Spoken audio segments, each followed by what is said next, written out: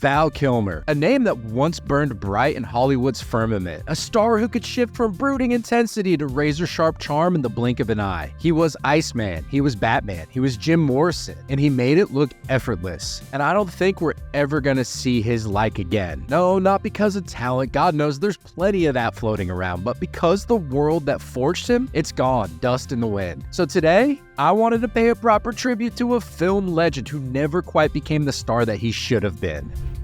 You suck, you jackass! Howdy, and thanks for clicking on this video to see what this jackass has to say. I appreciate you. Val Kilmer to me was an intriguing character. There are many stories about him being a difficult actor, a womanizer, and a man who enjoyed the craft but never fully embraced the spotlight. Now, before I go any further, I wouldn't be doing my job if I didn't ask you to smash that like button and the notification bell. Now that's out of the way, settle in and let's unpack why Val Kilmer was a one-off anomaly in a sea of cookie-cutter stars. I'm your huckleberry. That's just my game.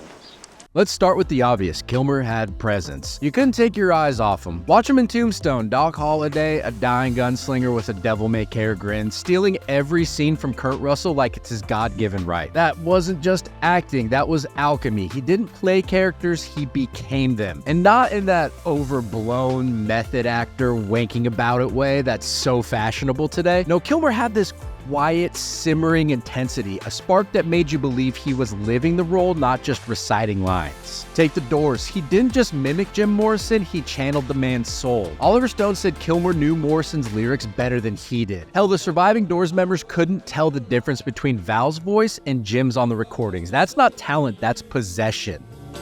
Girl, we couldn't get much higher.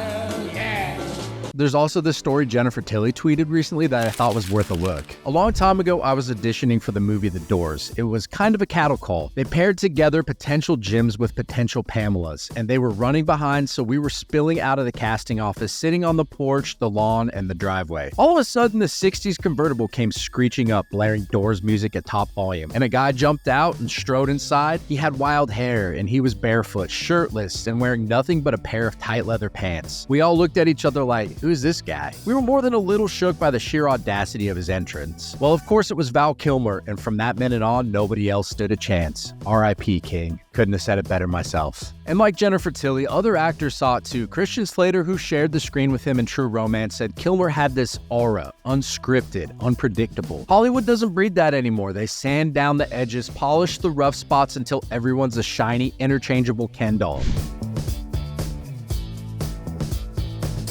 One of the true benefits was that Kilmer came up in an era that just doesn't exist anymore. An age of grit, guts, and glorious success. The 80s and 90s weren't afraid of big personalities. You had De Niro, Pacino, Nicholson, giants who chewed scenery and spat it out. And Kilmer fit right in, but he stood apart. He wasn't just another tough guy or pretty face, he was a chameleon. Top Gun's Iceman, cool as steel, Batman Forever, dark, quirky, conflicted. Hell, even in The Saint, he's juggling accents like a madman and making it work. I think that movie's a tad underrated. But if we're being honest, that era's gone. Today, Hollywood's a machine churning out safe, focus grouped franchises where actors are less artists and more brand ambassadors. Back then, studios took risks on weirdos like Kilmer. Now, you're either a superhero or a nobody. The space for a guy who could play a rock god one day and a gunslinger the next. It's been paved over by capes and quips. I've known Val for decades, and for him to come back and play that character, he's such a powerful actor that he instantly became that character again. I mean, that is, you're looking at Iceman. Even Tom Cruise, Mr. Perpetual Motion himself, knew it. When they brought Kilmer back for Maverick, it wasn't just nostalgia, it was a nod to a dying breed.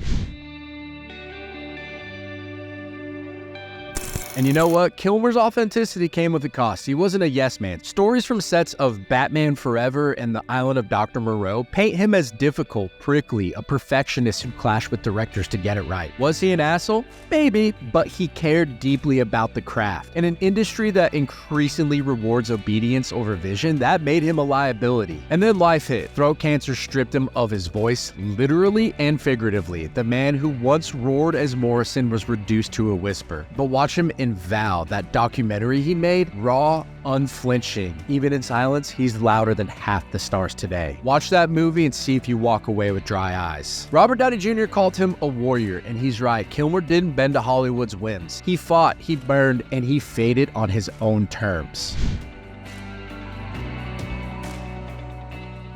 So the point of this, why won't we see another Val Kilmer? Honestly, because the system doesn't want him. Today's stars are groomed for Instagram likes, not immortality. They're safe, predictable, disposable. Kilmer was none of those things. He was a comet, brilliant, erratic, and gone way too soon. The industry's too scared to let someone like that shine now. They'd rather have a dozen Chris's, Hemsworth, Pratt, Evans, than one untamed soul who might outshine the script. Today, we've traded depth for dazzle, substance for surface. And sure, the box office keeps ticking, but something's just missing. That spark, that danger, that feeling you're watching someone who could do anything. Look at him in Top Gun Maverick, broken, battered, but still Iceman, still Val. That's not just a performance, it's a damned elegy and one hell of a way to say goodbye. So these are my personal 10 favorite movies of his. Number 10, Willow. I grew up watching this bad boy. 9, The Saint. 8, Top Gun. 7, Spartan. 6, The Doors. 5, Kiss Kiss Bang Bang. 4, True Romance. 3, Top Gun Maverick. 2, Tombstone. And number 1, of course,